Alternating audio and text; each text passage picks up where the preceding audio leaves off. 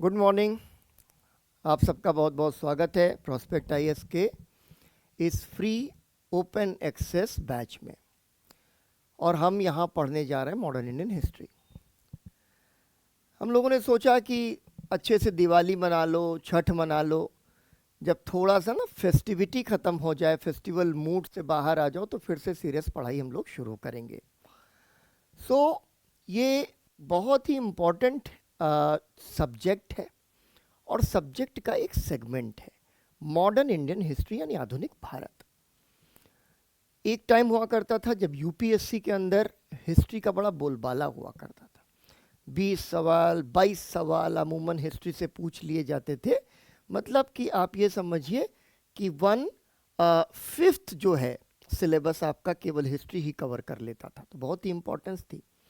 धीरे धीरे थोड़ा सा उसका जो प्रपोर्शन है वो कम हुआ है ओवर टाइम, लेकिन इसके बावजूद हिस्ट्री एक बहुत इम्पोर्टेंट सब्जेक्ट बन जाता है कई मायनों से। तो आज इस पर हम लोग बात करेंगे। और चूंकि ये ओपन एक्सेस बैच है तो आपको ये ध्यान रखना है कि ओपन एक्सेस बैच में हम पूरे मॉडर्न इंडिया को सबसे पहले कवर करने जा रहे हैं। प्रीलिम्स के और मेंस दोनों के पॉइंट ऑफ व्यू से इतनी अच्छी क्लासेस करनी है कि आपको ना प्रीलिम्स में कोई प्रॉब्लम हो और ना ही कोई मेंस में प्रॉब्लम हो। मुझे बहुत अच्छा लगा कि जो स्टूडेंट्स के रेस्पॉन्सेज आए पिछले दिनों, बहुत ही इनकरेजिंग रेस्पॉन्सेज हैं। कई सारे स्टूडेंट्स ने उसके बाद अप्रोच किया और उन्होंने कहा कि नहीं सर, मुझे आपसे जीएस पढ़ना है, ऑप्शनल पढ़ना है। तो मैंने कहा कि ठीक है, रुक जाओ, पहले ओपन एक्सेस बैच में आ जाओ, अच्छे से पढ़ाई करते हैं, मॉडर्न इंडिया की करेंगे और फिर आगे और सेगमेंट्स और सब्जेक्ट्स की भी करेंगे। उसके बाद देखते हैं कि आपकी तैयारी में क्या बचेगा, क्योंकि अच्छी क्लासेस का उद्देश्य जानते हैं क्या होता है। अच्छी क्लासेस का जो बेसिक ऑब्जेक्टिव होता है that is to provide you a good approach. आपको यूपीएससी पॉइंट ऑफ व्यू से सब्जेक्ट को पढ़ने का एक अच्छा अप्रोच आ गया तो हमारा काम ख़त्म हो जाता है, ठीक है ना। और यहाँ ये भी कह सकते हैं कि फिर हमारा काम थोड़ा बदल जाता है कि कुछ दूसरी चीज़ें आपके साथ करेंगे ताकि जो आपने मेहनत की है, जो तैयारी की है, वो और श्योर शॉर्ट सक्सेस की तरफ आगे बढ़ जाए। तो आज हम आधुनिक भारत या मॉडर्न इंडिया के बारे में बात करने जा रहे हैं। देखिए, ध्यान रखिए कि यूपीएससी की जब प्रिपरेशन आप करने जा रहे हैं, that is perceived to be the most complicated and difficult examination of the world. दुनिया में इतनी कोई कठिन परीक्षा नहीं होगी जितनी कि आप जो है देते हैं। जो तैयारी आप कर रहे हैं वो इतनी सिस्टमेटिक और इतनी इंक्लूसिव है जिसमें आपको एक बहुत अच्छा ब्यूरोक्रेट बना करके यूपीएससी भेजना चाहती है ग्राउंड पे। तो सबसे पहले उस तैयारी के लिए आपको क्या समझना होगा, उसके लिए सबसे ज़रूरी चीज़ हो जाती है कि आपको सबसे पहले क्वेश्चन पैटर्न पता हो, ठीक है, और साथ ही साथ में क्वेश्चन पेपर का भी पैटर्न पता हो। अब जो क्वेश्चन पेपर का जो पैटर्न है उसमें भी उसको हम दो तरीके से डिवाइड कर सकते हैं। वो कि प्रीलिम्स के क्वेश्चन पेपर का पैटर्न क्या है और हमारे मेन एग्जामिनेशन के क्वेश्चन पेपर का पैटर्न क्या है।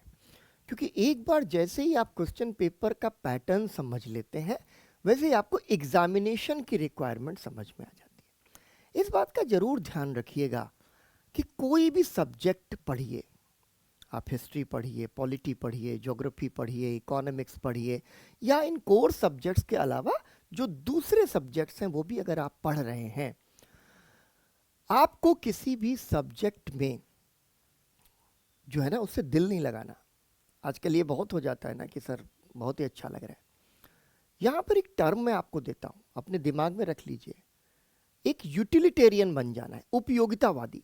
ऐसा यूटिलिटेरियन जिसको हिस्ट्री सिर्फ इसलिए पढ़नी है, हिस्ट्री सिर्फ इसलिए पढ़नी है क्योंकि उसे यूपीएससी क्रैक करना है। अब इस क्रम में अगर आपको हिस्ट्री अच्छी लग जाए, पॉलिटी अच्छी लग जाए, ज्योग्राफी, इकोनॉमिक्स जो अच्छा लग जाए, आईएएस बनने के बाद आप उस सब्जेक्ट के साथ चले जाइएगा। लेकिन यहाँ क्या है, what is the prime and primary objective of reading history here? Just to crack UPSC examination. So ये आपको जरूर ध्यान रखना है हिस्ट्री को पढ़ते समय। हिस्ट्री एक बड़ा इंटरेस्टिंग सब्जेक्ट है। आप देखते हैं कई बार तो जिन लोगों को हिस्ट्री से कोई भी लेना देना नहीं होता वो भी हिस्ट्री पे आपसे डिबेट करने लग जाते हैं। हिस्ट्री हमारी मेमोरी है, सिविलाइजेशनल मेमोरी है। तो जाहिर सी बात है कि जब आप इसको पढ़ना शुरू करते हैं तो history establishes an emotional cord with the student.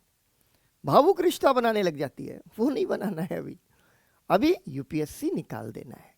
हाँ, ये जो अंडरस्टैंडिंग आएगी यूपीएससी एग्जामिनेशन की प्रिपरेशन में वो आपके बहुत काम आने वाली है।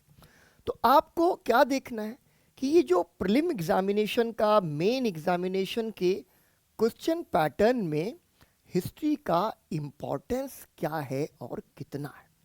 ठीक है, अब आप ऐसे समझ लें इस चीज को कि औसतन 14 सवाल अगर हम पिछले 10-1 साल का जो है ना क्वेश्चन पैटर्न का एनालिसिस करें तो तकरीबन प्रीलिम्स में इन एन एवरेज अगर हम कहें कि औसतन कितने सवाल अभी भी पूछे जा रहे हैं, तो पूरी हिस्ट्री से 14 क्वेश्चंस पूछे जा रहे हैं। यहाँ ये ध्यान रखना है कि हिस्ट्री में एंशियंट इंडिया पढ़ना है, मेडिवल इंडिया पढ़ना है, मॉडर्न इंडिया पढ़ना है। ठीक है ना, जो आपके प्रीलिम्स के पॉइंट ऑफ व्यू से। मेंस के पॉइंट ऑफ व्यू से मैं अभी बात करूंगा कि कैसे उसमें आर्ट एंड कल्चर जो हिस्ट्री का ही एक पार्ट है और post independent India world history जुड़ जाते हैं। तो मॉडर्न, मेडिवल और एंशियंट हिस्ट्री तीनों को मिला करके अगर हम देखें तो यहाँ पर अभी भी लगभग 14 के करीब सवाल औसतन पूछे जाते हैं, मतलब इन एन एवरेज पूछे जाते हैं। लेकिन इसके एक्सेप्शंस भी हैं। जैसे मैंने क्या कहा कि यहाँ आपको ध्यान रखना है कि इसमें एंशियंट इंडिया भी है और इसमें मेडिवल इंडिया भी है और इसमें मॉडर्न इंडिया भी है। ठीक है, मॉडर्न इंडिया भी, ये तीनों को मिलाकर के 14 के करीब सवाल इसमें औसतन पूछ लिए जाते हैं। औसत क्यों निकालना पड़ा? क्योंकि किसी खास साल में हो सकता है कि हिस्ट्री से बहुत ज़्यादा सवाल आ जाए और किसी में हो सकता है कि हिस्ट्री से थोड़े कम सवाल आए। जैसे मैं आपको बताऊं कि 2018, ठीक है ना, ये एवरेज क्यों निकालना पड़ता है? 2018 में तो हिस्ट्री से 21 questions were asked. That was more than 20%, 21% के करीब हो गया टोटल क्वेश्चंस का। बहुत ही सब्सटेंशियल है, बहुत ही क्रूशियल है। ठीक है ना, इसी तरीके से अगर आप देखिए तो 2014 और 2020, 2014 और 2020 इसमें 20 क्वेश्चंस पूछ लिए गए, 20 क्वेश्चंस पूछ लिए गए। और कभी ये जो है ना काफ़ी कम चला जाएगा। इसमें अगर हम देखें तो 2022 में 12, 2023 में 13, यानी घटता चला गया। अब आप सुनते होंगे कि क्वेश्चन पैटर्न एनालिसिस कर लेना है, पेपर पैटर्न एनालिसिस कर लेना है, लेकिन यहाँ पर एक बहुत बड़ी सावधानी भी आपको रखनी पड़ेगी। वो सावधानी क्या है उस पर जरूर बात कर लीजिए। ठीक है, अब किसी ने देखा कहा अरे भाई बहुत सवाल घटते चले जा रहे हैं, ऐसा है कि घट रहे हैं, इसलिए बहुत ज़्यादा जो है आपको जोर देना नहीं है। तो आपको ध्यान रखना है 2014 में आपको कितने मिले? 20। 2018 में आपको कितने मिले? 21। और 2017 में आपको कितने मिले? 14। मतलब 2017 में आपको 14 क्वेश्चंस थे।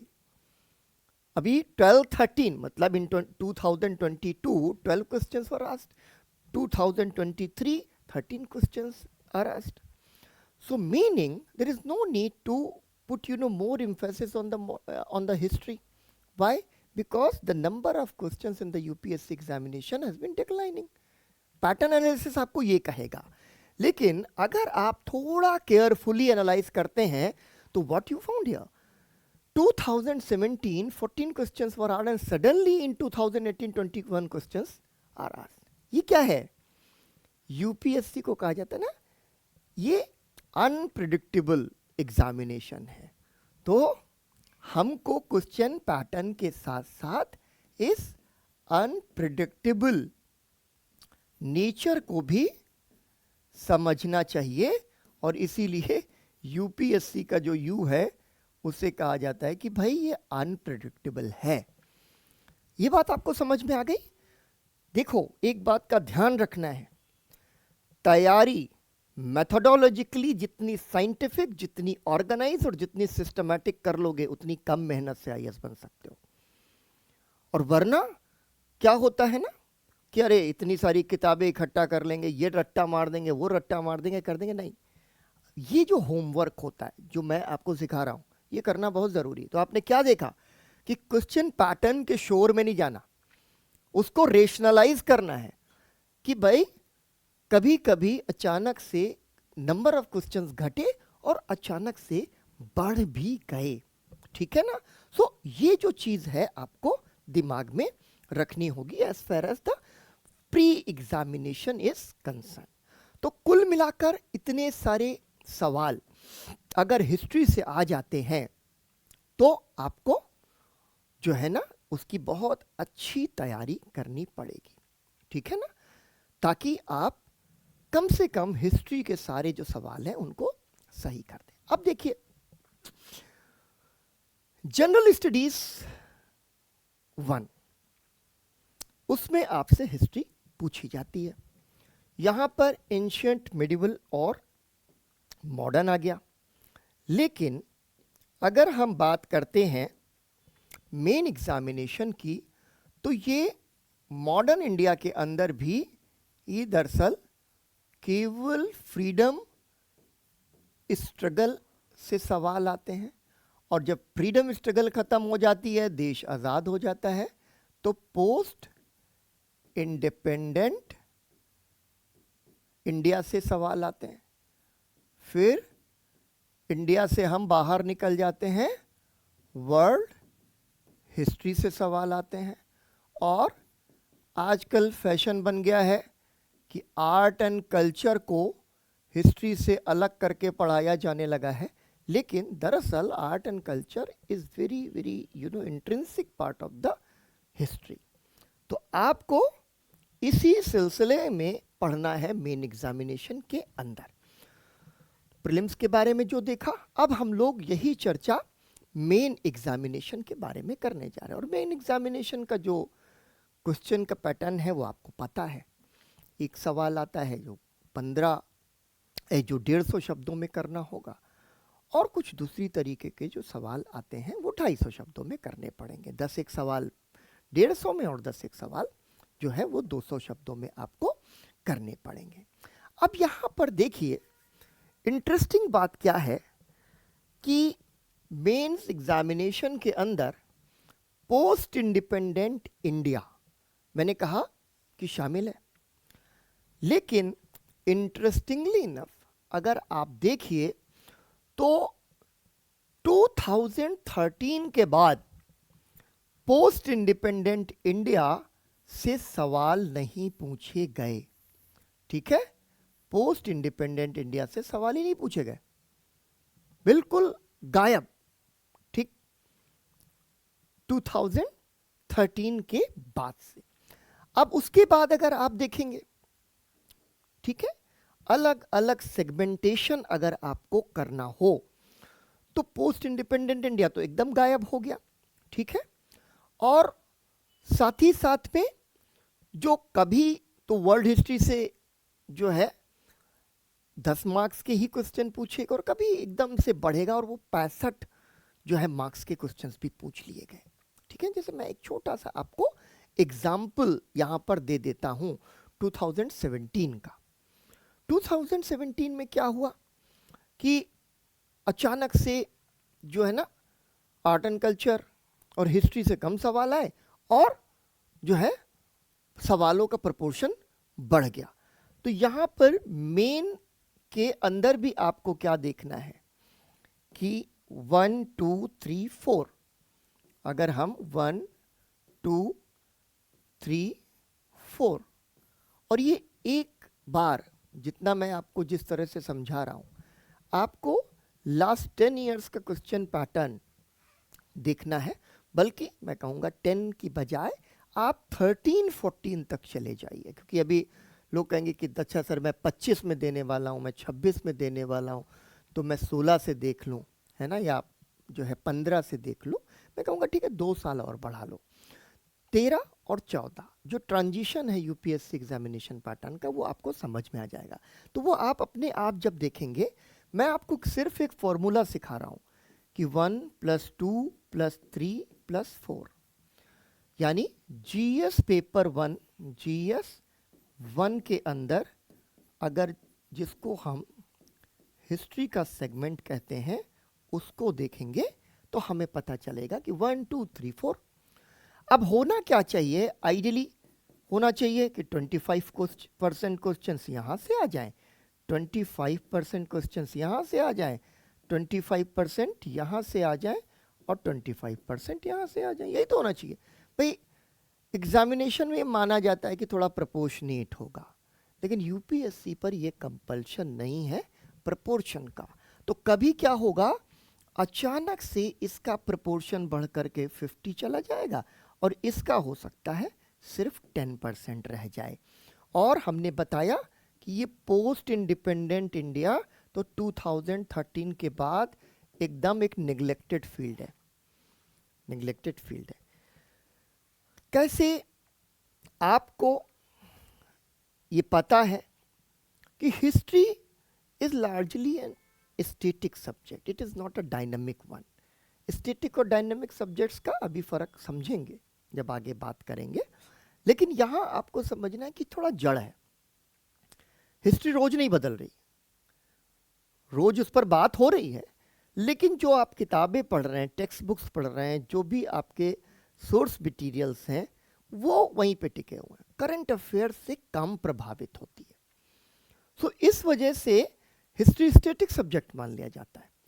लेकिन अगर 2013 में कोई सवाल नहीं हुआ आया पोस्ट इंडिपेंडेंट इंडिया से, लेकिन 2014 ऑनवर्ड्स आज तक जो सवाल ही नहीं पूछा गया, तो ऐसा लगता है कि पोस्ट इंडिपेंडेंट इंडिया का कंप्लीट ब्लैकआउट है। ठीक है, लेकिन यहां जो बात प्रीलिम्स की कॉन्टेक्स्ट में कही, वही बात आपको मेन एग्जामिनेशन के कॉन्टेक्स्ट में भी याद रखनी है। ठीक है, वो बात आपको याद रखनी है। जब आप पैटर्न एनालिसिस करते हैं और आपको ये पता चल जाता है कि the examination pattern and the nature of examination of the UPSC examination is unpredictable, और वो अनप्रिडिक्टेबल क्यों है, उसकी कमजोरी नहीं है, उसकी स्ट्रैटेजी है। यूपीएससी की स्ट्रैटेजी है आपको शॉक थेरेपी देती रहेगी, और ये आप फेस भी करते होंगे। जब हम लोग आगे बातें करेंगे कई सारी स्ट्रैटेजीज और तमाम सारी चीज़ों पर, तो मैं आपको समझाऊंगा। एक एग्जामिनेशन एजेंसी के पास ये सबसे बड़ा हथियार है।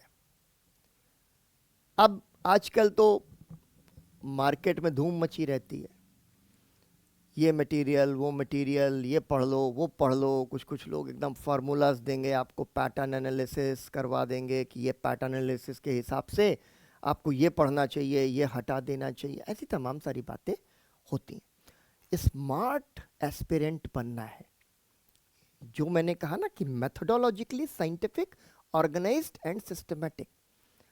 लेकिन कहीं भी ना किसी की भी बात पर आपको विश्वास करके अपनी तैयारी नहीं देनी, मेरी पे भी विश्वास मत करना।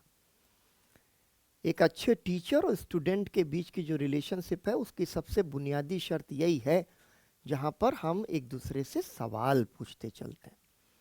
ठीक है ना, गुरु सवाल से डरता नहीं है और स्टूडेंट्स को सिखाता है कि सवाल पूछो, क्योंकि यही ज्ञान है, ठीक है ना। तो question is knowledge, without asking question you can not attain knowledge. तो यहाँ पर आपको ध्यान रखना है कि मैं आपको मॉडल सिखा रहा हूँ, फॉर्मूला सिखा रहा हूँ। मेरी उम्मीद ये है कि आप मेरे साथ तैयारी करोगे और बहुत अच्छा कर ले जाओगे। मेरा एक्सपीरियंस, मेरी नॉलेज, मेरी स्ट्रैटेजी, मेरा प्लान, आपकी मेहनत और आपका एंगेजमेंट, ठीक है, इन सब चीज़ों पे बातें करेंगे आगे। तो यहाँ आपको मैंने आज क्या बताया कि पैटर्न एनालिसिस तो आपने कर लिया, लेकिन आपने क्या देखा, जो एक सबसे इंपॉर्टेंट चीज़ है वो है कि हमें तैयार रहना होगा किसी भी तरीके के पैटर्न में चेंज के हिसाब से। सो आपको you need to largely focus on दो सब्जेक्ट्स जो आपको ज़्यादा इंपॉर्टेंट लग रहे हैं या हमारी अपनी पढ़ाई के दौरान ज़्यादा इंपॉर्टेंट दिखाई दें, ठीक है। लेकिन आपको सिलेबस के अंदर कुछ छोड़ना नहीं चाहिए, ये मेरी सलाह आपको है। बाकी आजकल तो देखिए ये फैशन बन गया है कि कोई, मैं कहूँ कि मैं आपको 120 घंटे में मॉडर्न इंडिया कराऊंगा, तो कोई नहीं सर फलां सर तो जो है 40 घंटे में ही मॉडर्न इंडिया ख़त्म कर रहे हैं। तो मैं कहूँगा बिल्कुल आप उनसे पढ़ लो, मेरे पास आने की ज़रूरत नहीं है। मेरी शुभकामनाएं हैं कि आप आईएएस बन जाएं। सब्जेक्ट के साथ न्याय करना सीखिए, पेशेंस सीखिए, ठीक है। और जो भी मीडिया आपको दिखाता है, जो भी मार्केट आपको दिखाती है, उस पर आंख मूंद के विश्वास मत करना, ठीक है। मार्केट से मतलब क्या, जब मैं पढ़ाऊंगा आपको कैपिटलिज्म, इंडस्ट्रियलाइजेशन और जो है ग्लोबलाइजेशन, तो मैं इस पर बड़ी डिटेल बातें करूंगा, तब आप समझ जाएंगे।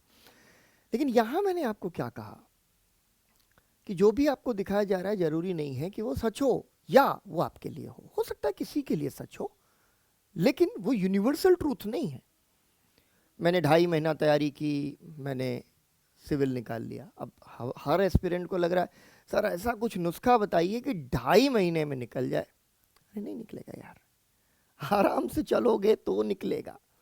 हो सकता है कि किसी ने ये कहानी कह दी, लेकिन उसके पहले उसने कितनी तैयारी की या किस तरह की पढ़ाई चल रही थी उसकी, क्या उनके ओरिएंटेशंस थे, उस पर बात नहीं होती है अक्सर। मैं ये नहीं कह रहा हूँ कि किसी ने ऐसा नहीं किया होगा, अगर कोई बोल रहा है तो मैं सच और झूठ उनके ऊपर छोड़ देता हूँ, लेकिन ये आपको देखना है कि कैसे आपको अपने दिमाग को प्रोग्राम करना है यूपीएससी प्रिपरेशन के लिए।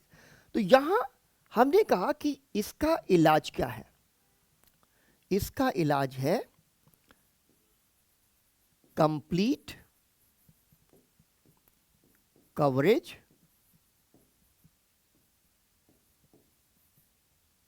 ऑफ द सिलेबस, ठीक है।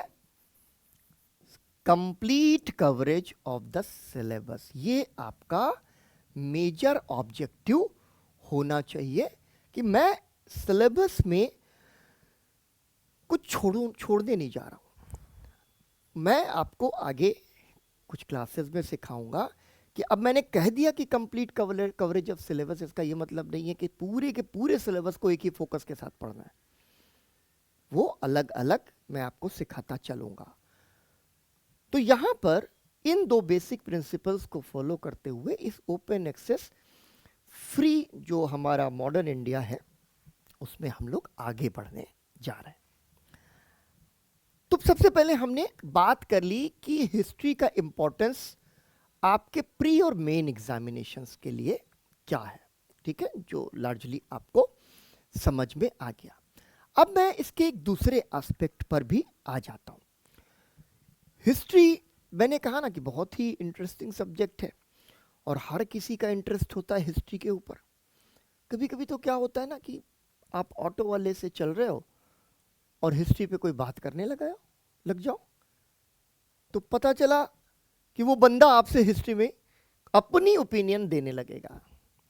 वो फिजिक्स के मामले में ऐसी ओपिनियन नहीं देगा, वो केमिस्ट्री में ऐसी ओपिनियन नहीं देगा, लेकिन उस मामले में अपनी ओपिनियन वो आपको दे देगा कि भाई मेरा तो सर ये मानना है।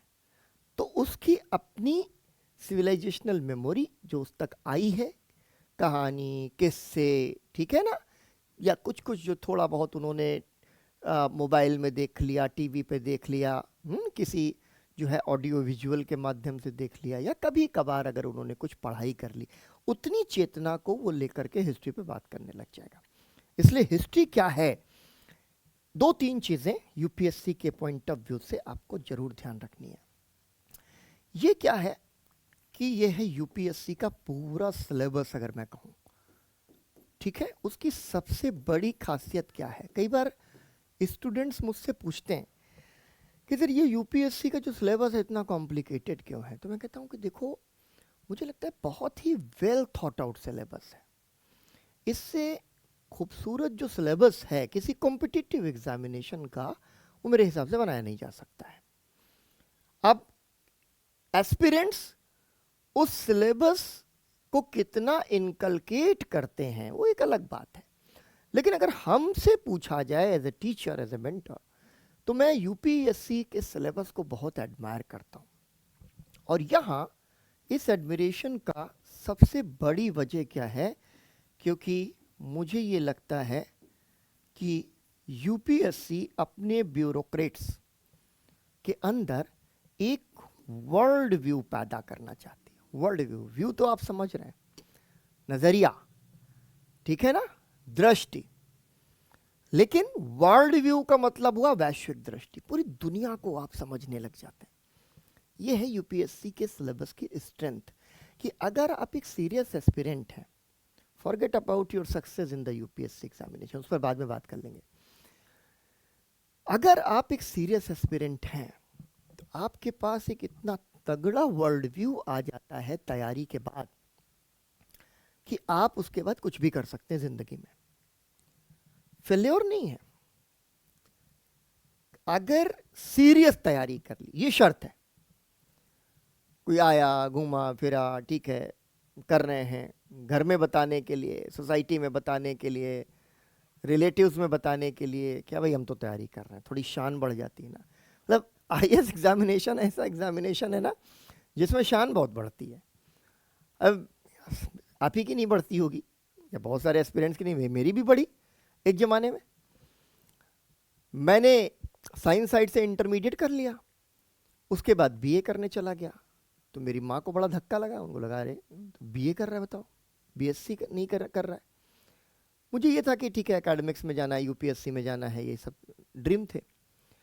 सो माँ बहुत दुखी हो गई कि बीए कर रहा है, और बीए के बारे में एक बड़ा अच्छा सा एक जोक चला करता था सोसाइटी में कि बेटा आपका कितना पढ़ा है, बोले कि बीए पढ़ा है, तो बोले अरे 2 ही हर्फ पढ़ा है, वो भी उल्टे, ए भी पढ़ लेता, बीए क्यों पढ़ा। खैर, सो बीए कर रहा था तो निराश हो गई।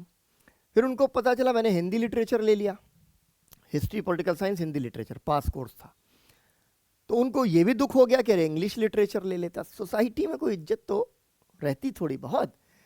तो फिर इज्जत कहाँ से आई कि बेटा हमारा यूपीएससी की तैयारी कर रहा था, बहुत ही सीरियस लड़का था, आईएएस की तैयारी कर रहा है, तो वहीं से शान बन जाती है।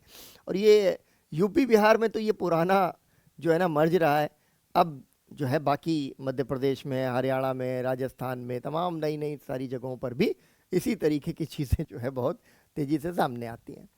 सो एक जो एस्पिरेंट है, वो एस्पिरेंट एक साथ बहुत सारे सब्जेक्ट्स पढ़ रहा है, और उन सब्जेक्ट्स के माध्यम से यूपीएससी चाहता है कि उसका एक वर्ल्ड व्यू बन जाए, और वो वर्ल्ड व्यू ऐसा हो जो उसको शासन चलाने में मदद करता हो।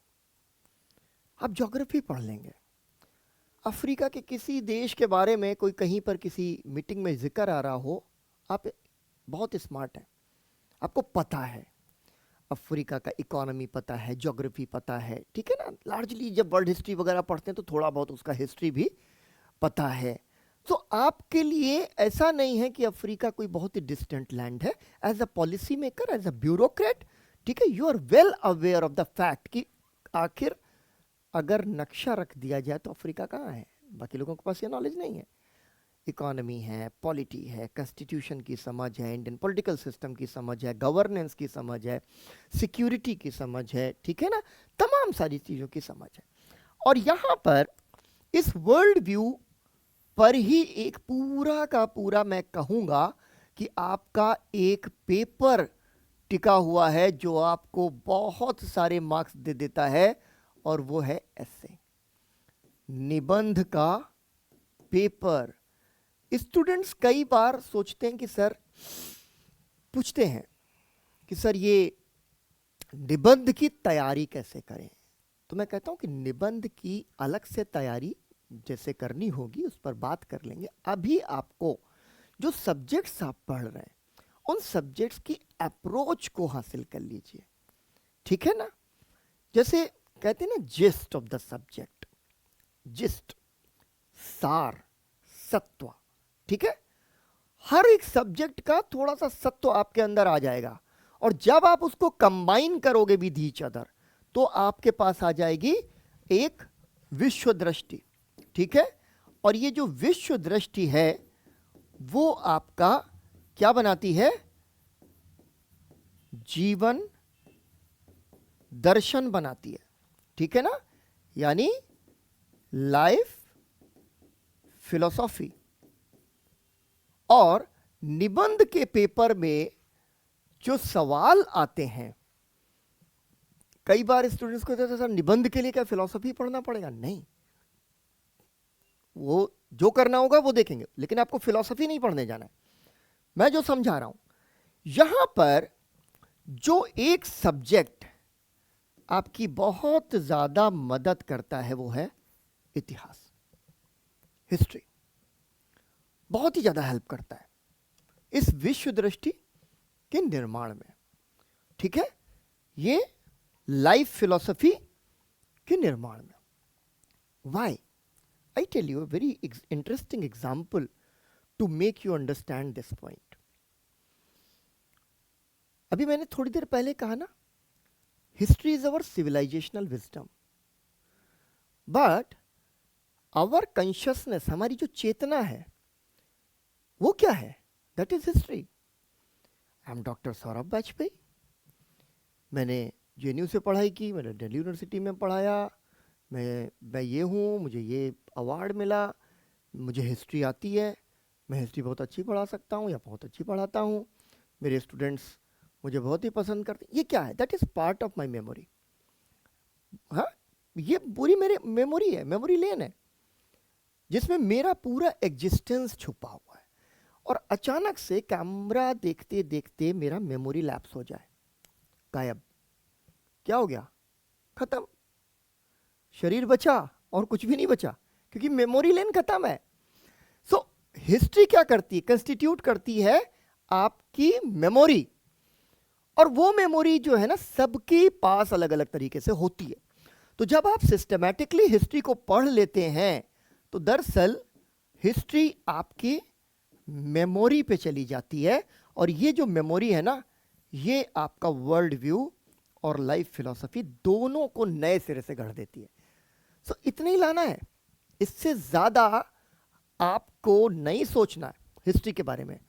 सिलेबस ऐसे बनाया है और जिस तरीके से यूपीएससी के नोटिफिकेशन में इशारा है कि आपको हिस्ट्री पढ़ना कैसे है, उतना अगर आपने समझ लिया तो समझिए कि वही होगा जो मैं आपको बता रहा हूं, ठीक है। एक छोटी सी चीज मुझसे जरूर समझ लीजिए, क्योंकि आज का जो ओरिएंटेशन क्लास है वो मॉडर्न इंडियन हिस्ट्री के लिए लिमिटेड नहीं है। मैं बात कर रहा हूं specifically about modern Indian history, but it in general it can also be applied to the entire syllabus of the UPSC. Method सीख लेना है, सब्जेक्ट में घुसने जा रहे हैं तो उसके पहले कुछ तैयारी आपको कर लेनी है। मैं क्यों इतनी देर से आपसे कह रहा हूं, एक ही शब्द पे बार बार जोर दे रहा हूं, और मेरी बात को याद रखना, मेरी बात को याद रखना। मैं बहुत परटर्ब्ड हूं, कभी कभी क्षुब्ध हो जाता हूं। एक अजीब तरीके का एको चैम्बर बन गया है। मजबूरी है कि मैं भी आपके पास सोशल मीडिया के थ्रू आ रहा हूं, लेकिन सोशल मीडिया की रिलायबिलिटी जो है ना, उसको जरूर क्वेश्चन हमें करना चाहिए। एक एको चैम्बर बन गया है, शोर होता रहता है, शोर होता रहता है। हम करेंगे, पीपीटीज बनाएंगे, पहली पीपीटी, दूसरी पीपीटी, तीसरी पीपीटी, चौथी पीपीटी, सब्जेक्ट हो गया। स्टूडेंट्स को लग रहा है अरे वाह पढ़ तो लिया। नहीं होगा। यूपीएससी छोड़ दो भाई, एसएससी नहीं होगा जब तक एक चीज है ना आप नहीं ले आते पढ़ाई के अंदर, वो है अप्रोच। अप्रोच कैसे अप्रोच करते हैं, यानी दृष्टि कोण। एक बार अगर सब्जेक्ट का जो दृष्टिकोण है, कैसे आप सब्जेक्ट को अप्रोच कर रहे हैं, ये आपने सीख लिया, सब्जेक्ट आपको वो दे देगा जो आप सोच नहीं सकते। हो सकता है कि कोई आपका रूममेट, कोई आपका बैचमेट, कोई आपका दोस्त बहुत मेहनत कर रहा हो विदाउट हैविंग एनी अप्रोच, और आप उसकी तुलना में उसी सब्जेक्ट में 25% you are putting your labour and you are getting more fertile results. इस बात को ध्यान रख लेना। अब इस पे कहो कि सर कैसे, ठीक है, वो आपको जब आप पढ़ते जाओगे ना मेरे साथ तो समझ में आता जाएगा। लेकिन एक चीज मैं आपको बता दूं, हम लोग प्रिपरेशन करते थे, 2006 की बात है। हिस्ट्री मेरा सब्जेक्ट था, पॉलिटिकल साइंस मेरा सब्जेक्ट रहा, तो मैं बहुत ही कंफर्टेबल था। उस जमाने में जो सवाल होते थे वो थोड़े से उनका लेवल जो है ना डिफरेंट होता था। मतलब इसलिए क्योंकि एक तो पेपर हमारा जीएस का होता था और एक पेपर जो है हमारा वो होता था जो है उसका ऑप्शनल का। ठीक है,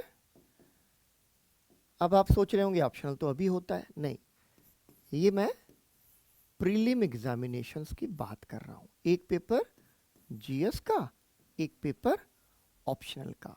जब आप मेन में आते थे, मेन एग्जामिनेशन क्लियर करते थे, तो फिर जीएस के तो पेपर जो हैं फिर यहाँ पर आ जाते थे 1 और 2, यानी 2 ऑप्शनल्स आ जाते थे। ठीक है, अब क्या होता था कि इसमें हमें बहुत कुछ पढ़ना पड़ता था, हिस्ट्री में तो बहुत ही पढ़ना पड़ता था, क्योंकि हिस्ट्री या जो भी ऑप्शनल पेपर प्रीलिम्स का होता था बहुत ही डिफिकल्ट पेपर होता था। सब्जेक्ट की अप्रोच लाने का जो फायदा हुआ, मैं अगर आपको कहूं एज अ टीचर, तो I am just sharing my personal experience with you people, क्योंकि मैं भी तो अपनी मेमोरी लेन का ही हिस्सा हूं ना। तो मैं आपको जो सिखा रहा हूं वो थ्रू एक्सपीरियंसेस मैंने सीखा, फिर स्टूडेंट्स के साथ एंगेज करके सीखा। स्टूडेंट्स के साथ मेरे एक्सपीरियंसेस कहाँ हैं और वो क्या सिखाते हैं उस पर भी बात करते चलेंगे। ये जो अप्रोच है वो ऐसी चीज है कि प्रीलिम्स का जो हिस्ट्री ऑप्शनल का पेपर था, ठीक है, प्रीलिम्स का हिस्ट्री ऑप्शनल का, उसमें 120 क्वेश्चंस आते थे। क्योंकि मुझे टीचर्स अच्छे मिले, मैं ये कहूँगा मुझे टीचर्स अच्छे मिले, उन्होंने मुझे गाइड किया, और मैं हमेशा, जो मैंने अभी आपको कहा कि मेथोडोलॉजिकली बहुत ही साइंटिफिक, बहुत ही ऑर्गेनाइज्ड और सिस्टमेटिक रहा। तो इस वजह से 120, ध्यान रखिएगा कि इसमें इस पेपर में किसी के 90% मार्क्स अगर आ जाते थे, मीनिंग सॉरी 90 क्वेश्चन अगर वो सही कर लेता था, तो फिर वो कहता था कि मेरा प्री निकल जाएगा। 90 से जितना आप ऊपर चले जाओगे उतना इस बात की गुंजाइश बढ़ती जाएगी कि जीएस में थोड़ा कम स्कोर भी कर रहे हो तब भी प्रीलिम्स क्लियर हो जाएगा।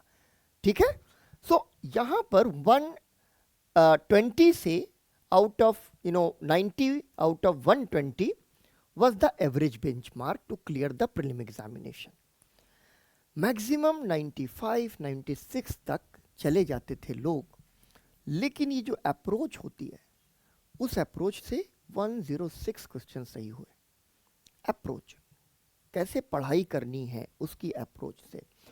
दूसरी चीज मैं आपको बता दूं कि जैसे आपको हिस्ट्री पॉलिटी हो सकता है कि अच्छा लगता हो, लेकिन ज्योग्राफी इकोनॉमी हो सकता है आपके लिए डिफिकल्ट हो, मेरे लिए भी था। सो ज्योग्राफी के एक टीचर मिले, उन्होंने मुझे 7 दिन पढ़ाया। दिल्ली यूनिवर्सिटी के टीचर थे। 7 दिन उन्होंने 2 घंटे 3 घंटे दिए। मैंने उनको रिक्वेस्ट किया था और उन साहब के 7 दिन की जो टीचिंग थी, उससे जो जीएस का पेपर था उसमें ज्योग्राफी में 20-21 सवाल मेरे ख्याल पूछे गए थे या 22 सवाल थे। मुझे याद पड़ता है कि मैंने 20-21 सवाल ज्योग्राफी में ठीक कर दिए। And that came as a surprise to me. How did it happen?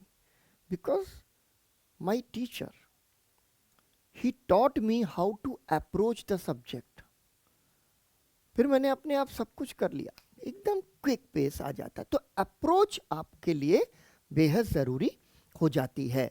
और यहाँ मैं आपको यही बता रहा था कि एक बार जब अप्रोच बन गई तो ये जो हिस्ट्री है ये आपको एस्से के अंदर बहुत ज़्यादा मदद कर देती है, ठीक है। और कभी कभी तो कुछ डायरेक्ट इनडायरेक्ट क्वेश्चंस भी आ जाते हैं हिस्ट्री से, ठीक है। जैसे स्वाधीनता, स्वराज और धर्मराज पर एक सवाल जो है आ गया। और गांधी जी के विचार उसमें उन्होंने पूछ लिए। अब यहां पर गांधी जी को as a political leader you study in history, तो जाहिर सी बात है कि वहां पर वो आपकी मदद कर देता है। अब इसके साथ साथ हिस्ट्री आपकी मदद, खास तौर पर हिस्ट्री के अंदर गांधी आपकी यूपीएससी क्रैक कराने में जो मदद करते हैं वो बहुत ही बड़ी है। फिर आ जाता है आपको आपका एथिक्स का पेपर, और एथिक्स में तमाम बार गांधी जो है ना वो फ्रीक्वेंटली पूछे ही जाते हैं। व्यक्ति अपने विचारों का उत्पाद है, ठीक है, जो वो सोचता है बन जाता है। अब कहेंगे कि सर मैंने इतना गांधी को नहीं पढ़ा है, मैं कैसे करूं? अरे यूपीएससी ये नहीं कह रही है, गांधी जी ने जो कहा है just try to elaborate that point, कि व्यक्ति जो सोचता है वो बन जाता है। अब करो, लिखो निबंध, और जब निबंध लिखोगे ना, बहुत सारे आउटपुट से जितना ओरिजिनल एस्से लिखोगे उतने ज़्यादा मार्क्स तुमको मिलेंगे, रटे रटाए निबंध से नहीं मिलते, ठीक है ना। फिर मैं आपको जब निबंध पढ़ाऊंगा तो उस पर बात कर लूंगा, लेकिन अभी मैं क्या कह रहा हूं कि ये हिस्ट्री जैसा सब्जेक्ट आपको निबंध में बहुत ज़्यादा मदद कर देता है। अब गांधी जी के जो 7 सिंस का जो थियरी है उस पर भी एथिक्स में सीधा सीधा सवाल आ जाता है। गांधी जी का नीड और ग्रीड पर एक बहुत ही फेमस स्टेटमेंट है,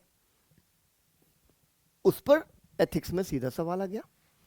तो यानी हिस्ट्री जो है ना आपको बहुत तरीके से बहुत चीज़ों को अप्रोच करना सिखाती है। अब आ जाइए जरा नेक्स्ट पॉइंट पर, जो आज हमारा एक अर्ली ऑब्जेक्टिव था कि मैं आज की क्लास में नंबर 1 आपको पैटर्न सिखाऊं, देखना सिखाऊं, समझना सिखाऊं। एज ए टीचर मेरा रोल है कि मैं आपको एम्पावर कर दूं। जैसे मैंने ज्योग्राफी के टीचर की बात की ना, उन्होंने 7 दिन पढ़ाया, अप्रोच दे दिया, मैंने सब कर लिया। मैं आपके साथ सिलेबस भी कर दूंगा, लेकिन मैं क्या कह रहा हूं, अप्रोच ले लोगे यूपीएससी ना आपके लिए बहुत आपको आसान लगने लगेगा। आसान एग्जामिनेशन नहीं है। मैं किसी मुगालते में या किसी मोटिवेशन में आपको नहीं डालना चाहता कि रोज़ सवेरे दोपहर शाम 3 मोटिवेशन वीडियोस देखो और उसके बाद में एकदम स्टेरॉइड ग्रोथ आ जाएगी, बल्ले शल्ले बन जाएंगे, बहुत ही पावरफुल हो जाओगे। नहीं, मैं आपको कह रहा हूँ जब आप मेथोडोलॉजिकली करेक्ट होते हैं और किसी एग्जामिनेशन को एकदम एक्यूरेट अप्रोच के साथ में आप एंगेज करते हैं, आपका सक्सेस प्रोबेबिलिटी बढ़ जाती है। इसी पर बात कर रहे हैं। तो पहली चीज़ मैंने आपको थोड़ा पैटर्न समझाया कि आपको ये देखते चलना है। दूसरी चीज़ मैंने कही कि you need to cover the comprehensive syllabus, कोशिश करनी कि पूरा करेंगे, कैसे करेंगे उस पर कभी बात करेंगे।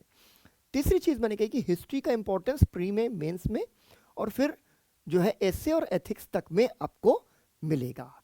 और फिर मैंने कहा आपको कि आपको एक अप्रोच के साथ ये काम करने में आसानी होगी। अब आते हैं एक टाइमलाइन के ऊपर, ठीक है।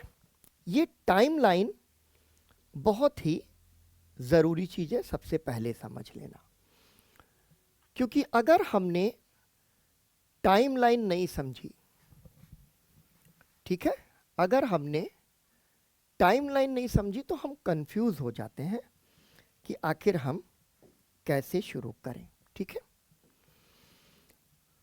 अब ये टाइमलाइन है मॉडर्न इंडिया की टाइमलाइन। मॉडर्न इंडिया 1757 से हम मॉडर्न इंडिया पढ़ना शुरू कर देते हैं। ऐसा नहीं था कि 1756 में मिडिवल इंडिया चल रहा था और 1757 में अचानक से मॉडर्न इंडिया आ गया, ऐसा नहीं होता है, कभी भी दुनिया के इतिहास में नहीं हुआ।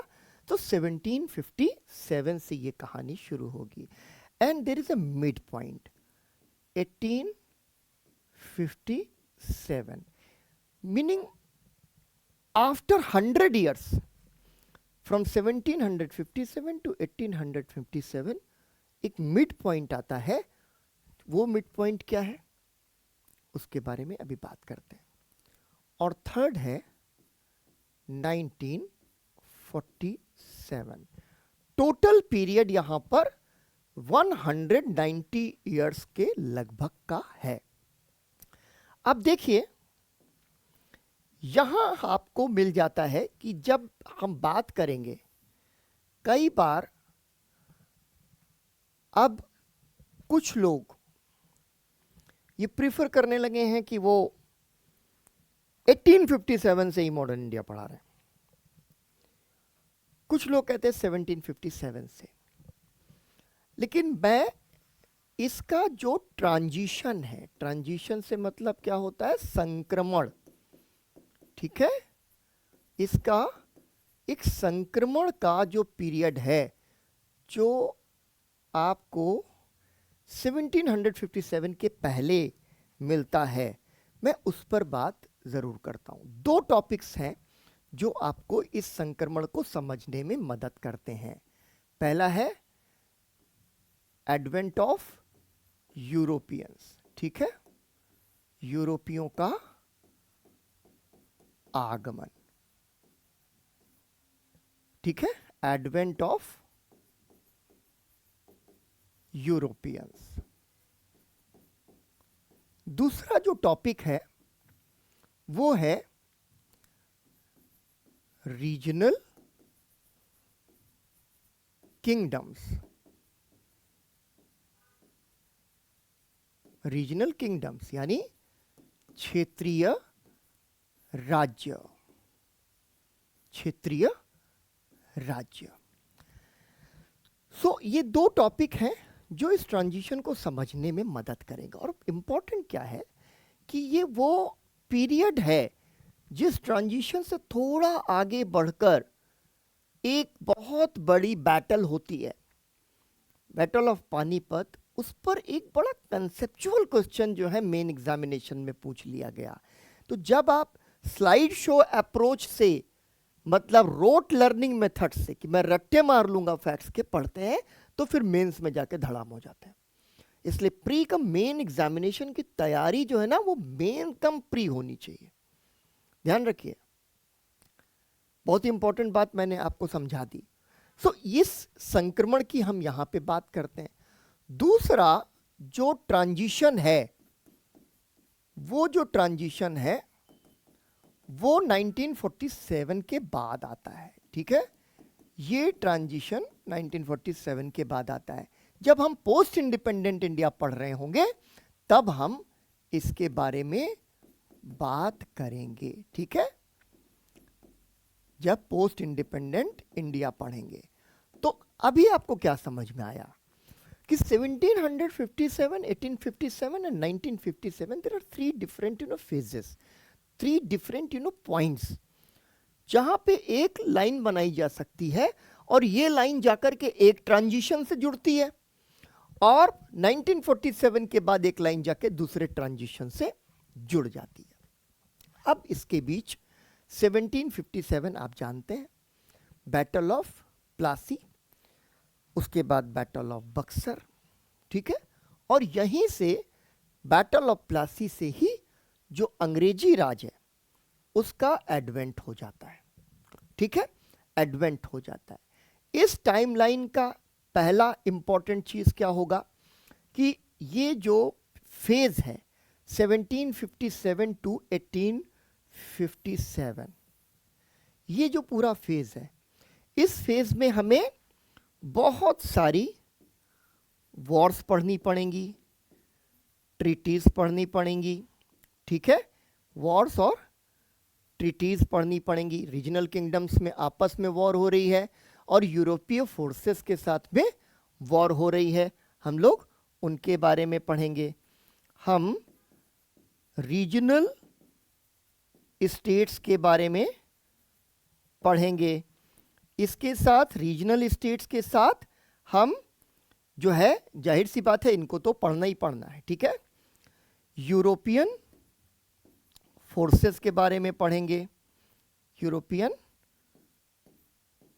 पावर्स के बारे में यहाँ पर हम पढ़ेंगे, और ख़ास तौर पर यहाँ पे हमें ब्रिटिश और फ्रेंच पर बहुत जोर देना है, और साथ ही साथ में अदर्स पे जोर देना, जिसमें पुर्तगीज़ से सवाल आता है, यहाँ तक कि डचों पर सवाल आ गया, ठीक है। तो छोटे छोटे फैक्ट्स भी यहाँ पे बहुत ही इम्पोर्टेंट हो जाते हैं।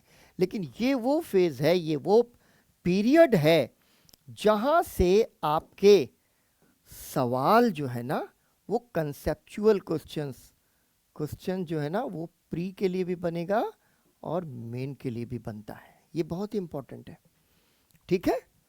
तो यहाँ आपको ध्यान रखना है कि इन दोनों को जब हम पढ़ेंगे तो हम प्री और मेन पॉइंट ऑफ व्यू से इसको पढ़ रहे होंगे। अब इसके अलावा यूरोपियन पावर्स को पढ़ा, अब यहाँ फिर हम आगे बढ़ेंगे, कंपनी रूल को पढ़ रहे होंगे, फिर इसके साथ हम लोग मराठास को पढ़ रहे होंगे, ठीक है, क्योंकि मराठों ने बहुत बड़ा एम्पायर बना लिया, और वो जो सवाल आता है ना, कंपनी रूल पर भी सवाल आ सकता है, और साथ ही साथ में मराठा स्टेट के नेचर पे भी मेन में कभी भी सवाल पूछा जा सकता है, ठीक है। उसके बाद क्या होगा कि इस चीज़ के बाद में हम आएंगे कई सारे चार्टर एक्ट्स वगैरह जो आते हैं, ठीक है, चार्टर एक्ट्स वगैरह पर हम लोग बात कर रहे होंगे। और उसी के साथ आगे जब हम बढ़ेंगे तो हमें बात करनी पड़ेगी ब्रिटिश एडमिनिस्ट्रेटिव पॉलिसीज, जो कि प्री और मेंस दोनों के लिहाज से बहुत ही ज़्यादा होगा, ठीक है।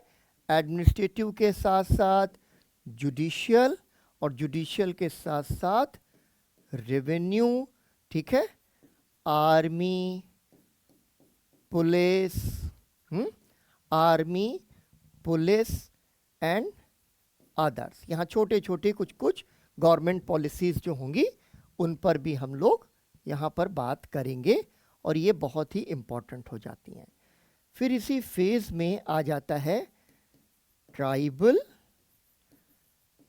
रेजिस्टेंस, बहुत इंपॉर्टेंट है। मतलब अभी के लिहाज से मैं आपको कहूँ तो ट्राइबल रेजिस्टेंस बहुत इंपॉर्टेंट टॉपिक है आपके लिए, ठीक है। और इसको हम लोग ट्राइबल रेजिस्टेंस मूवमेंट को पढ़ेंगे, और साथ ही साथ कुछ अदर रिवोल्ट्स के बारे में भी हम लोगों को यहाँ पर पढ़ना होगा। जो अलग तरीके के कुछ अदर रिवोल्ट्स वगैरह हो रहे हैं, हम उनके बारे में भी यहाँ पे बात करेंगे, ठीक है। सो लार्जली हम यहाँ तक जब आ रहे हैं, उसी में 1857 तक पहुँचाने के लिए एक टॉपिक आ जाएगा, वो होगा एक्सपेंशनिस्ट पॉलिसीज, ठीक है। एक्सपेंशनिस्ट पॉलिसीज, विस्तार। और जैसे ही हम विस्तार की तरफ जा रहे होंगे, हम देखेंगे कि आखिरकार 1857 में रिवोल्ट हो जाता है, एक बहुत बड़ी बगावत हो जाती है अंग्रेजों के खिलाफ। ठीक। सो ये लार्जर जो पिक्चर है टाइमलाइन की, मैं आपको यहां इसलिए समझा रहा हूं क्योंकि ऐसे हमें देखना पड़ेगा कि टॉपिक टू टॉपिक हम मूव करते रहेंगे और हमें ये आइडिया अपनी क्लासेस के दौरान एकदम साफ साफ होना चाहिए कि प्रीलिम्स का सवाल कहां से उठता है, कैसे उठता है, और मेन का सवाल कहां से उठता है और कैसे उठता है। ये ध्यान रखिएगा कि पढ़ते समय जब आपकी नज़र इतनी पैनी हो जाए कि आप जो है ना उस फैक्ट को तुरंत जो है ना हुक कर लें। आपने देखा ना, जिसको कहते हैं बगुले की तरीके का ध्यान जो होता है, ऐसे तालाब में बैठा रहेगा बहुत ही पेशेंस के साथ। जब उस कोई भी मछली उसकी चोंच के नीचे से जा रही, उसको पकड़ लिया। एक रीडर जो है ना, वको ध्यानम, वक की तरह ध्यान लगा के उसको पढ़ना है कि किताब हम पढ़ रहे हैं, कोई भी मटेरियल हम पढ़ रहे हैं, तो हमें अपने काम का फैक्ट उसी तरीके से खींच लेना। हाँ भाई, मुझे पता है मुझे ये वाला मछली खाना है, तो आपने प्रीलिम्स के लिए भी फैक्ट्स निकाल लिए और मैं आपको ये सिखा दूंगा कि उस फैक्ट पे किस तरीके से आपको अप्रोच करके सवाल आते हैं। तो आपने क्या किया, तैयारी कर ली, हो गया। वहां से अब जितने डायमेंशंस होंगे वो सब खोल देंगे और फिर मेंस का सवाल कैसे फ्रेम हो सकता है उस पर बातचीत करते हुए चलेंगे। ठीक है। सो यहां तक मैं आपको पिक्चर ये दे रहा था कि हमें ऐसे सेगमेंटाइज करना होता, जिसको टॉपिक टाइटल्स आप लोग कहते हैं। लेकिन ये जो इंपॉर्टेंट चीज है कि हमें अपनी क्लासेस के दौरान ध्यान इस बात का रखना है कि हमारे क्वेश्चंस हमें हमारी नज़र में आ रहे हों, प्रीलिम्स के भी और मेंस के भी, ये ना हमारी नज़र से बच जाए। अब देखिए, इसके बाद अगर हम लोग बात करें, 1857 का रिवोल्ट हो जाएगा और रिवोल्ट होने के बाद में भी कुछ एक चीज़ें आपको जहां ध्यान रखना है कि ये हिस्ट्री जो है ज़्यादा कॉम्प्लिकेट हो जाएगी, कॉम्प्लिकेट हो जाएगी, यानी और भी ज़्यादा जटिल होती चली जाएगी। और ये जो पीरियड है, ये पूरा पीरियड इसीलिए फ्रीडम मूवमेंट कहलाता है। ठीक है, फ्रीडम मूवमेंट कहलाता है। और मजे की बात क्या है कि ये जो आपका भारत का इतिहास और भारतीय राष्ट्रीय आंदोलन, जब आप यूपीएससी का नोटिफिकेशन देखते हैं, ठीक है, यूपीएससी का नोटिफिकेशन देखते हैं, तो वो नोटिफिकेशन कहता है कि हिस्ट्री, ठीक है ना, इतिहास है, और प्लस हमारा आपका राष्ट्रीय स्वाधीनता संघर्ष। यानी कि जब प्रीलिम्स का सिलेबस दे रहा है यूपीएससी, तो आपको साफ साफ कह रहा है कि एक तो आप हिस्ट्री पढ़िए और प्लस आप भारत के स्वाधीनता संघर्ष को आप अलग से पढ़िए, भारत के नेशनल मूवमेंट को आप अलग से पढ़िए। यानी special emphasis has been added by the UPSC on the second part of our proposed class। जब हम 1857 से 1947 जाएंगे तो हम emphasis ऐड कर देंगे। इस तरीके के टॉपिक्स, मैंने कहा कि और कॉम्प्लिकेट होगा और भी ज़्यादा कॉम्प्लिकेट करके हम फ्रीडम स्ट्रगल की ओर आगे बढ़ते चले जाएंगे। ठीक है। अब देखिए, टाइमलाइन का एक बेसिक आइडिया मैं आपको दे रहा हूं। बेसिक आइडिया क्योंकि मुझे आपको ट्रांजिशन समझाने। दूसरी चीज क्या है ना कि आपको जब हम टॉपिक वाइज चलेंगे तो हमको सिखाना है कि पढ़ते समय प्रीलिम्स और मेंस के क्वेश्चंस आप कैसे सॉल्व कर रहे हैं। और तीसरी चीज़ है कि आपको मैंने एक बात बताई कि यूपीएससी का स्पेशल इम्फेसिस है फ्रीडम मूवमेंट के ऊपर, ठीक है, फ्रीडम मूवमेंट के ऊपर। अब देखिए एक बड़ा लाजमी सा सवाल है। वो सवाल ये है कि सर हम आपके साथ क्लासेस पढ़ लेंगे, लेकिन हम इसके साथ में क्या पढ़ें? रीडिंग्स को लेकर के एक सवाल बच्चों का बहुत ही ज़्यादा आ जाता है। मैं यहाँ पर भी आपको आगाह कर दूं, आज की क्लास में इन तमाम सारे आयामों पर हम लोग बात करते ही रहेंगे, ठीक है, कि आपकी रीडिंग्स क्या होनी चाहिए, यानी आप कौन सी सामग्री या अध्ययन सामग्री को देखें। देखिए मैं आपको ये बात कह दूं कि बहुत से बच्चे आजकल स्पेक्ट्रम उठा लेते हैं, ठीक है, अच्छी किताब है। उस किताब की कुछ स्ट्रेंथ है कि उन्होंने क्या किया कि उन्होंने एक बड़ा पीरियड कवर कर लिया जिसमें पोस्ट इंडिपेंडेंट इंडिया भी शामिल हो गया और 1857 के पहले का भी हिस्ट्री उसके अंदर शामिल हो गया। तो एक किताब आ गई आपके हाथ में। लेकिन स्पेक्ट्रम को जब मैं स्टैंडर्ड टेक्स्ट बुक्स के साथ रखता हूं तो मैं हमेशा कहता हूं अपने एस्पिरेंट्स को कि आपको स्टैंडर्ड टेक्स्ट बुक्स के पास जाना चाहिए, ना कि किसी ऐसी किताब के लिए जो उन स्टैंडर्ड टेक्स्ट बुक्स का कंपाइलेशन है। क्यों मैं ये बात इसलिए कह रहा हूं क्योंकि जो बात मैंने आपको यहाँ कही कि आपकी कोशिश ये होनी चाहिए कि आपकी पढ़ाई के दौरान अप्रोच आपको मिल जाए, तो वो अप्रोच आपको स्टैंडर्ड टेक्स्ट बुक से मिलती है, ठीक है। सो अभी जब आप मेरे साथ पढ़ाई कर रहे हैं आप ये ध्यान रखिएगा कि आपको बहुत कुछ अलग से करने की ज़रूरत नहीं पड़ेगी, लेकिन इसके बावजूद मैं कहूँगा कि आपकी मेहनत मुझे देखनी है। ये भी एक बहुत ही खराब नोशन चल गया है कि नहीं हम ही आईएएस बनाते हैं, नहीं, आप और हम मिलकर के कुछ कर पाएंगे। मेरी क्लास ले ली 2 घंटे की, अरे सर ने कहा कि हाँ सब हो जाएगा, फिर आप ना उसको रिवाइज करोगे ना कहीं से पढ़ने की कोशिश करोगे तो फिर बात बनेगी नहीं, ठीक है ना। अभी आपको क्या करना है, यहाँ पर मॉडर्न इंडिया में आपको ओल्ड एनसीईआरटी पढ़नी है। ओल्ड एनसीईआरटी कौन सी है, यहाँ पे भी एक कन्फ्यूजन हो जाता है। एक जो है ओल्ड एनसीईआरटी वो मिल जाती है फोटोकॉपी, ठीक है, और एक जो है किताब ओल्ड एनसीईआरटी वो है ओरिएंट ब्लैक स्वान, एक पब्लिकेशन है उससे छपती है। ओल्ड एनसीईआरटी 2006 में पब्लिश होना बंद हो गई, ठीक है, प्रिंट होना बंद हो गई क्योंकि न्यू एनसीईआरटीज आ गई। तो उसके बाद उसके ओल्ड एनसीईआरटी की फोटोकॉपी छपने लग गई।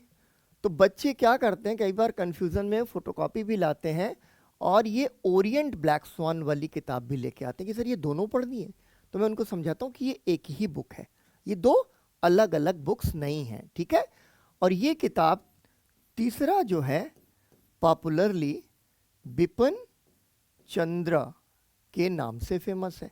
तो एक तो आपको ओल्ड एनसीईआरटी पढ़ते हुए चलना है, साथ में ये आप ध्यान रखिए कंफ्यूजन कि बिपिन चंद्रा वाली एनसीईआरटी ही ओल्ड एनसीईआरटी है। नंबर 2, बिपिन चंद्रा की एनसीईआरटी की फोटोकॉपीज आपको बहुत फ्रीक्वेंटली मिल रही हैं तो आप खरीद लेते हैं। मैं कभी नहीं कहूँगा कि उसको खरीदें, लेकिन इसलिए नहीं कहूँगा क्योंकि जो बेचारा ऑथर है ना, जो लेखक है, उसकी रॉयल्टी मर जाती है। इतनी मेहनत उन्होंने की है, वो आपकी इतनी मदद कर रहे हैं तो आप उनकी मदद करें। लेकिन चलिए आप अगर फोटोकॉपी ले लेते हैं तो कोई बात नहीं। लेकिन तीसरी किताब, यही किताब जो है ना ओरिएंट ब्लैक स्वान पब्लिकेशन से पब्लिश भी होकर के आती है। तो आप ये ध्यान रखें कि ये ओल्ड एनसीईआरटी है। अब ओल्ड एनसीईआरटी में आपको लगभग ये पूरा पीरियड हम लोग जो पढ़ने जा रहे हैं वो आपको मिल जाएगा। ठीक है, 18वीं सदी के भारत से 18th सेंचुरी इंडिया से लेकर के आपको सब कहानी मिल जाती है। लेकिन दूसरी जो किताब इसमें आपको लगानी पड़ेगी वो है इंडियाज स्ट्रगल फॉर इंडिपेंडेंस या भारत का स्वतंत्रता संग्राम। ठीक है, भारत का स्वतंत्रता संग्राम। अब फिर एक बार बच्चे कहाँ पे कंफ्यूज कर जाते हैं, इस किताब के ऑथर हैं बिपिन चंद्र और उनके साथ साथ प्रोफेसर मृदुला मुखर्जी, प्रोफेसर आदित्य मुखर्जी, सुचेता महाजन, के.एन. पनिक्कर, ये कई सारे इतिहासकार जो हैं उन्होंने लिखी। लेकिन बहुत सबसे ज़्यादा चैप्टर्स बिपिन चंद्रा ने लिखे और वही इन सबके गुरु हुआ करते थे। ठीक है ना, और मेरा सौभाग्य है कि एक तरीके से इसी गुरु परंपरा में मैं भी आता हूँ, तो बिपिन चंद्रा। भारत का स्वतंत्रता संग्राम, ये दूसरी किताब आपको इसके साथ में पढ़ लेना है। और उसके बाद मैं जो है कुछ आपको एडिशनल मटेरियल ऐसा दे दूंगा कि फिर आपको मॉडर्न इंडिया में कुछ भी पढ़ने की ज़रूरत नहीं रह जाएगी। एक सवाल ज़रूर यहाँ पे बनता है, कुछ कहेंगे बच्चे कि सर मैंने स्पेक्ट्रम पढ़ ली है या मैं स्पेक्ट्रम पढ़ रहा हूँ, आधी पढ़ ली है, मैं क्या करूँ? तो मैं कहूँगा ठीक है, अब जितनी मेहनत कर ली है कर ली, कोई बात नहीं है। आप उसको पढ़ना चाहो तो आप पढ़ लो, आपकी अपनी लिबर्टी है। लेकिन अगर आप मुझसे पूछोगे तो मैं कहूँगा कि ये बेस्ट कॉम्बिनेशन है मॉडर्न इंडिया के लिए जो आपको अभी पढ़ना चाहिए। क्यों? क्योंकि जो तीसरा डायमेंशन है, मतलब जो तीसरी चीज़ है कि ये प्रीलिम्स के और मेंस के लिहाज से बहुत अच्छी दो रीडिंग्स हैं। तीसरी किताब जो है ना, फ्रॉम प्लासी टू पार्टीशन है। ठीक है ना, ये प्लासी से विभाजन तक, प्लासी से विभाजन तक ये किताब है। और इसके जो राइटर हैं वो हैं शेखर बंदोपाध्याय। ठीक है, शेखर बंदोपाध्याय। तो ये तीसरी जो किताब है वो आपके लिए थोड़ा मेन सेंट्रिक, उसमें आपको डिटेल्स मिल जाती हैं। मैं अभी इस बात को कहूँगा कि अच्छी सीरियस प्रिपरेशन के लिए बेसिक स्टैंडर्ड टेक्स्ट बुक्स पर आपको रिलाई करना चाहिए।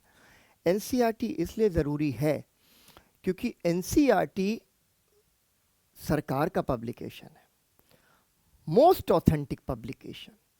अगर किसी एक पॉइंट पर कोई डिबेट होगा तो आइदर ओल्ड एनसीईआरटी और new NCERTs will be consulted कि उसमें क्या लिखा हुआ है। तो ये यूपीएससी भी यही करेगी। तो इसका मतलब है कि उसके लिए भी मॉडर्न इंडिया के लिए जो सबसे स्टैंडर्ड ऑथेंटिक रीडिंग है वो एनसीईआरटी है। क्यों ना हम ओरिजिनल पढ़ें। ठीक है, इसका ध्यान रखना है। वो मैंने कहा ना आपको यूपीएससी कैसे क्लियर करना है, इतना मटेरियल भरा पड़ा हुआ है और आप सोचते हैं कि कहीं से कुछ भी खरीदूंगा और कुछ भी पढ़ लूंगा मैं आईएएस बन जाऊंगा। नहीं करना है। Limit your sources. बहुत कम सोर्सेस पढ़ने हैं लेकिन वो उतने ही पढ़ने हैं। दुनिया भर की किताबें, दुनिया भर का मटेरियल कलेक्ट नहीं करना है। यूपीएससी में बड़ी कहावत चला करती थी कि डिप्टी कलेक्टर बनना है या बुक कलेक्टर बनना है। कुछ लोग जो स्मार्ट रीडर्स होते हैं वो डिप्टी कलेक्टर बन जाते हैं और बाकी सारे लोग जो हैं वो बुक कलेक्टर बन जाते हैं। मैंने इतनी तैयारी की थी, अरे इससे नहीं होने वाला। Limit your sources, come sources रखो, बस उन्हीं को पढ़ते जाना है एक प्रॉपर अप्रोच के साथ, एग्जामिनेशन सेंट्रिक अप्रोच के साथ। तो ये किताब इसलिए ज़रूरी है क्योंकि एनसीईआरटी है। इसके राइटर बिपिन चंद्रा, और बिपिन चंद्रा की ही दूसरी किताब इंडिया स्ट्रगल फॉर इंडिपेंडेंस है। और लगभग 3 दशक से ज़्यादा का टाइम हुआ कि जितने सक्सेसफुल कैंडिडेट्स थे वो यही किताब पढ़ करके सक्सेसफुल हुए। फिर बाद में कुछ बच्चों ने कहा कि नहीं, मुझे मैं तो स्पेक्ट्रम मैंने पढ़ना शुरू कर दिया।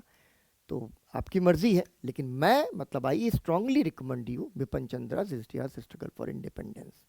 थोड़ा सा उसमें कहानी की तरह से चीज़ें चलती हैं, नैरेटिव की तरह से चलती हैं, तो आप ज़्यादा समझ पाते हैं। हर चीज़ को रटना ही उसका समाधान नहीं होता। और ये जो थर्ड बुक है फ्रॉम प्लासी टू पार्टीशन, वो किताब शेखर बंदोपाध्याय की किताब है। लेकिन आप ये कहिए कि सर हम इनको हमें पढ़ना है, मैं कहूँगा कि बिल्कुल पढ़ना है अगर आप अपनी मेहनत करने को तैयार हो। अदरवाइज मॉडर्न इंडिया की जो क्लासेस हम करने जा रहे हैं उसमें बहुत सारी तैयारी तो आपकी ऐसे मैं करवा दूंगा अपने साथ में, लेकिन स्टडी मटेरियल, रीडिंग मटेरियल के तौर पर आपको ये 3 किताबें रख लेनी। अब देखिए, मेरा बहुत ही फंडामेंटल एक डिफरेंस है कि मैं यूपीएससी जैसी सीरियस प्रिपरेशन को बहुत ही सीरियसली लेता हूं, और इस वजह से मैं समझता हूं कि आपके दिमाग में एक नैरेटिव आना चाहिए, और उस नैरेटिव में फैक्ट्स, कॉन्सेप्ट्स, डेट्स, नेम्स सब कुछ अपने आप फिट होते चले जाएं। तो मेरी ये कोशिश रहेगी कि मैं इस पूरे जो ओपन एक्सेस जो प्रोग्राम है, जो आपका एक फ्री ऑनलाइन प्रोग्राम है, इसमें पूरी जो मॉडर्न इंडिया आपको पढ़ाने जा रहा हूँ वो आपके यूपीएससी स्टेट जो पीसीएस एग्जामिनेशंस होते हैं उन सब में आपकी मदद करे। और जो है आप ये टीचर को क्या चाहिए होता है, एक थैंक्स चाहिए होता है, इससे ज़्यादा कुछ नहीं। अगर आपको ये अच्छा लग रहा है, अगर ये क्लासेस अच्छी लग रही हैं, कई सारे स्टूडेंट्स ने पूछना शुरू कर दिया है, कमेंट्स करके पूछना शुरू किया है, और जो हमारा प्रोस्पेक्ट आईएएस है उसके नंबर्स पे फ़ोन करके और मैसेजेस करके पूछना शुरू कर दिया कि पैसे कितने, फ़ीस कितने। मैंने कहा नहीं, ओपन एक्सेस प्लेटफॉर्म है, अभी पहले इसको पढ़ लो। गुरु दक्षिणा देना चाहते हो तो इसको लाइक कर दो, सब्सक्राइब कर दो और बेल आइकन प्रेस कर दो, और अपने दोस्तों को कहो कि भाई मॉडर्न इंडिया की बहुत ही अच्छी क्लासेस हम पढ़ने जा रहे हैं, आ जाओ। 6:30 AM, 6:30 बजे मैं सुबह पढ़ाऊँगा जब आप एकदम फ्रेश बैठे होंगे, ठीक है। 6:30 बजे से ये लाइव स्ट्रीमिंग्स हफ्ते में 5 दिन चलेगी, ठीक है। सो मैं उम्मीद करता हूँ कि आप आइए क्लास के अंदर और फ़ायदा उठाइए। कमेंट बॉक्स ओपन इसलिए नहीं होता क्योंकि कई बार जो है ना इतने सारे कमेंट्स आते हैं जो क्लास का फ्लो ब्रेक कर देते हैं। ऑनलाइन के साथ ये समस्या बहुत होती है, या तो मैं उनको इग्नोर करता चला जाऊं कि सारे कमेंट्स इग्नोर कर दूं, क्योंकि मेरा एक्सपीरियंस ये रहा है कि बच्चे आपस में जो है ना गुड मॉर्निंग और गुड इवनिंग भी करते रहते हैं, एक दूसरे का हाल चाल भी पूछते रहते हैं कि कल क्लास में नहीं थे, आज आ गए तुम। तो वो सारी चीज़ें बहुत ही ज़्यादा डेविएटिंग होती हैं, तो मैं उसको प्रिफर नहीं करता हूँ। तो अभी हम लोग कल से मिल रहे हैं modern India online free access classes में। मिलते हैं कल।